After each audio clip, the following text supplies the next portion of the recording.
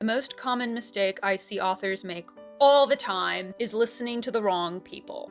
As an author, really at any point in your career, there are only two types of people you should be listening to. The first is people who are more successful than you at the thing you want to do. It happens all the time in the writer's help industry where people who weren't able to make a career out of their writing end up teaching writing, or in some cases, they end up teaching the business of writing. Please, please, please do not take business advice from someone who does not have a successful business.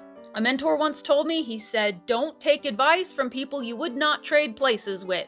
And I apply that to everything now. My career, my marriage, my health, everything.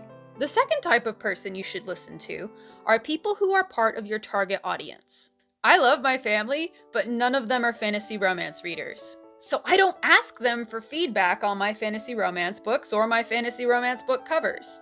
I make decisions based on what people in my reader membership, on my mailing list, and on my social media accounts say. So you've probably seen, I run polls of titles, covers, and sometimes even, storyline, because you, as my audience, are the experts on what you want. So if I want to know what you want, it's kind of silly of me not to ask you what you want, but it's also kind of silly for me to ask someone who doesn't know you what you want. So to recap, as an author, the only two types of people you should be taking advice from are number one, people who are more successful than you, and number two, people who are part of your target audience.